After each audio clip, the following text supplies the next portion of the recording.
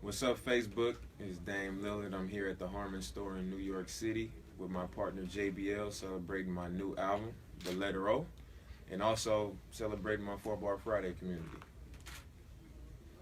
Let's see what we got. Tell us about some of your 4 Bar winners here tonight. How did they get here? Well, 4 Bar Friday, I'm sure a lot of you are familiar with, some of you not.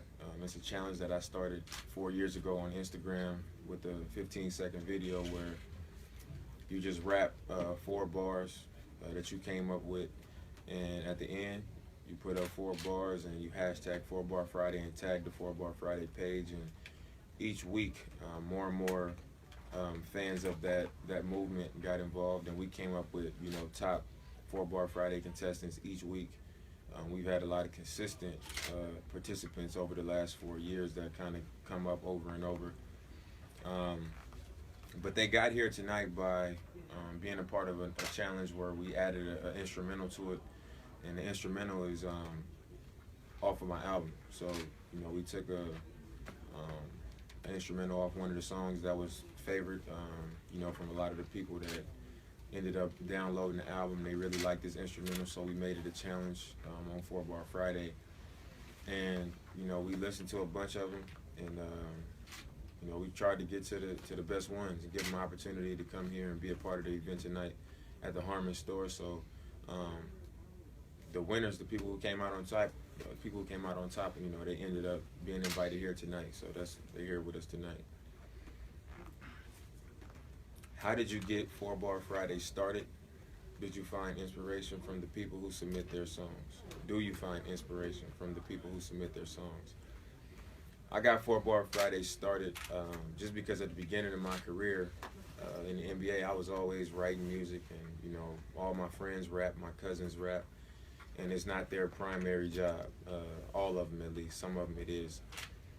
But I've always been passionate about it, and it became something that I wanted to be involved with.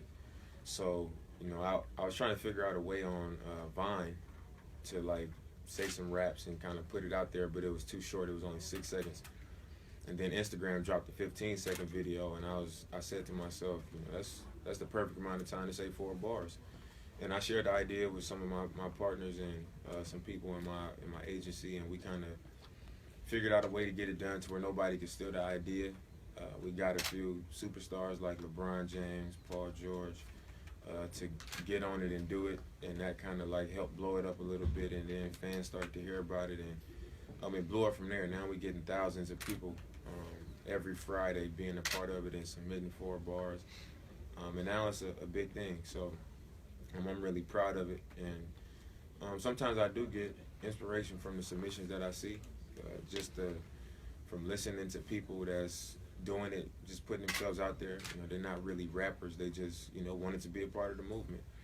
I'm inspired by that because it shows that, people want to be a part of something fun, and it makes me feel like I've created something that brings people out of their shell or makes people comfortable enough to jump out and be a part of. And also the artists that can really compete, the ones that I feel like could possibly get a record deal and possibly go on to become big-time artists. I listen to some of their bars, and it's really clever. You can tell that they took the time to sit there and think of a great 4 bars and not just submit anything to the competition. So I'm inspired by both of those things. How has the JBL partnership played a role in your music, and in particular 4 Bar Friday? JBL, they've helped a lot as far with 4 Bar Friday, as far as just helping me come up with things that I could do to reward a lot of the people that take the time to be a part of it. That was one of the things that worried me a little bit, is having people submitting 4 bars every Friday and Friday and Friday, and nothing coming of it. Having nothing to show for it, or not rewarding them in any way. So, being able to bring them to this event and make that a part of the reward, just things like that. A lot of things that way, being able to give out headphones and speakers and things of that manner. Also, the platform that they use to broadcast a lot of what I do with my music helps, trying to capture a bigger audience because of the following that they have. So they've helped a lot in that way. You just announced your new label launched today called Front Page Music. What can you tell us about that? Well, I feel like I've done well enough for myself financially to not have to sign under a label and be advanced any money to put an album out. So I figured I would start my own label, put an album out under my own label, um, and use whatever proceeds come from that to put back into the label and continue to try to help aspiring artists. That's pretty much what it's about, is creating an opportunity for other people to kind of succeed through. And, I just want to see people reach their dreams in music, and I know it's tough to always get that opportunity and get that shot, so I already have a lot of talent through 4 Bar Friday that I see all the time, and I just feel like, why not take it a step further and, maybe give them a real opportunity. And also the first 2 artists on the label, Brookfield Deuce and Danny from Sobrani, are 2 of my older cousins that I grew up around that, have spent a lot of time investing in their rap careers. And I feel like, I feel enough confidence in them that this could be a real move, not just do it because you can type of thing. It's real passion behind it, and, it's really meant to be beneficial. Why is the first track on the Letter O album called Bill Walton? The first song is called Bill Walton because the beginning of the album goes way back. I start in my album. I start from start to finish. Just telling my story. And the Trailblazers won a title in 1977, which is way back. Also, the song is 32 bars. Bill Walton wore the number 32. And also in the very last bar of the song, I said a line mentioning his name, and he played for the Trailblazers, and so do I. So I named it Bill Walton. What was your favorite song on the new album? As I recorded it and then started to listen to it, it was like each week my favorite song would just switch. It was like I like this song, then I would like this one, but I really like the song with Juvenile, Legacy. I really like Will to the Soil with Lil Wayne. Thank You, the song about my grandmother. But the one that like really moves me, I would have to say Wasatch Front. Just because it was about my college experience and about the grind and the whole story of me going to a small school and having to fight the odds and so much, breaking my foot, so much that went on in that 4 years, to make it to this level. I was proud to be able to tell that story and know that it was all facts. I didn't fabricate the story. Your album speaks a lot on changes to your life that came with fame. How do you see your status continuing to evolve this season now that you're an established superstar? I notice the biggest thing is everywhere I go now it's the same. At first it was like in Portland, of course they would know who I was and be excited to see me. But then when I went to LA, it wasn't quite the same. When I went to New York, it wasn't quite the same. And now it's the same everywhere. Today I went and ate at Shake Shack, and I walked in there, I had my hood on, and it was like the whole place recognized me, from the kids to the adults to the people working there. And it was just like, man, things have really changed. And for me, I just look at it as more responsibility, being an even greater example. And that's the way I see it evolving in, impacting more than just basketball fans, impacting people who love music, Special Olympics, my anti-bullying campaign. I see it growing in that way where, just having an impact on a lot more than, just being a typical basketball player. How has hip-hop changed the culture of the league since you were a kid watching the NBA? I think it's changed it as much as anything as far as style and swagger. You see hip-hop artists, the way they dress, and you'll see athletes dress the same way. You'll see the tattoos, the lingo, the way they dance, the way they, you know, carry themselves, the things they do. You know, I think that it's changed it that way the most. And I think it's also because a lot of athletes want to do music, and a lot of musicians, they want to be athletes. So it's kind of like each of them adopt a little bit of the other. So they've kind of, you know, come into one piece. You rap a lot about your roots growing up in Oakland. How has living in Portland shaped you since? I think growing up in Oakland, I speak of the struggle a lot, you know, about growing up there and being in a tough place, and how the foundation that I had with my family and friends and people looking out for me and kind of pushing me in the right direction. You know, I talk a lot about those things, and that was a huge part of me being pushed into being able to grow.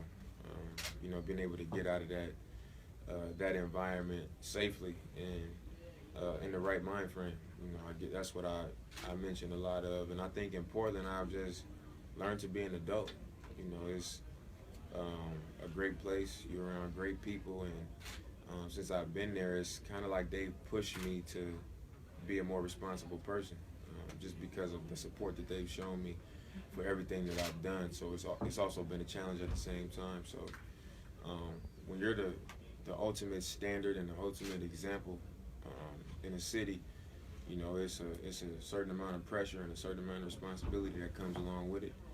And I think that's what I have in Portland, and it's something that I've embraced and has made me stronger, you know, as an athlete and as a person.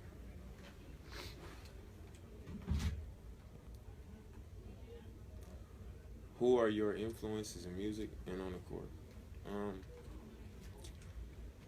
In music, I would say, you know, the guys that tell a real story, you know, I'm most influenced by, the ones that I feel connected to and I feel like I can relate to, and it's not always the popular one. You know, I think about the Tupac. You know, growing up, I can think about listening to Tupac songs, and it literally gave me a feeling. You know what I mean? I can remember being in the back of my mom's car and Mary J. Blige being on, and however she felt making that song, I felt like the mood she was trying to give listeners, I got that feeling. Same with Nas, same with J. Cole and Common and guys like that. So I would say those people influenced me. And also guys like Juvenile and Jadakiss, you know, also telling the rough side of it too. You know, sometimes it's a harsh reality that you got to share, and I think, you know, I was a fan of those guys because of their ability to share that willingly. And, you know, it takes a lot to do that. On the court, I would say Allen Iverson, just because of, you know, a smaller guy with the heart of a lion, and, you know, just pure love for the game of basketball. You know, also a guy that people looked at as a rebel and had issues with, you know, his personality and how he went about things, but he was who he was. You know, I think it's important to be true to who you are as a person. And also the Michael Jordans, and, you know, obviously a lot of names I can name, but his business off of the floor, he's greatest basketball player ever, and business off the floor. You know, he handled that. And you look at guys like LeBron James, who's headed in that same direction. I really appreciate that, and they guys like that influence me to, you know, understand that you got so much time to play the game of basketball, and it's important to, I guess, strike while the iron's hot. You know, take advantage of the contacts you could gain, and, you know, the rooms that you could put yourself in during your career for when your career is over. Best off-court activity to do with teammates. That's a tough one, but I'll say Top Golf. I think Top Golf is probably one of the best off-court activities with my teammates, because most of us can't golf, so it's like it's an even playing field. You know, we all going out there trying our best at something that we don't do great, and then you have the few that think they know what they're doing, and they try and tell everybody how they're supposed to hold the club, and, you know, they end up losing. So it's, I think that's the best one, because we're all competitors, and it's something that's, you know, it's an even playing field. How does basketball affect your writing? Basketball affects my writing just by allowing me to experience things. Having a good game, having a bad game, people's response to things I do, people's response to the way I perform, the things that come along with performing well. I think it just creates a story.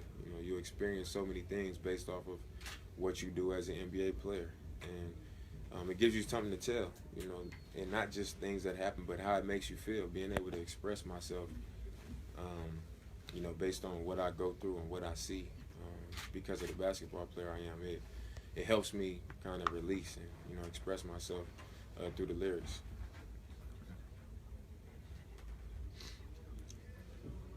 What similarities do you see between rhythm in the studio and rhythm on the court? For me, in the studio, I feel like I listen to a beat, and if that beat gets me going and I come up with a couple bars, I feel like I can just keep flowing. Some beats I feel like I can just keep flowing, and I'm in a good groove where I can, maybe write 32 or 48, 64 bars. And I think it's similar to, on the court, because when my body feels good and I hit a couple shots in a row, I feel like I can go out there and get about 50, 60 points. And I think it's the same, when you just get in one of those grooves, or in the studio, your mind is just working and everything is flowing. But on the court, your game is just going. You feel good. The shots feel like every shot is going in. Your body feels good. So I think it's similar in that way. That's it. You want to just sign off, tell them what you're doing here? So we here basically celebrating a new album. Got some 4-Bar Friday contestants who won a challenge over an instrumental from one of the songs off my album, Loyal to the Soil. And we're gonna have a good time. We got some live performances.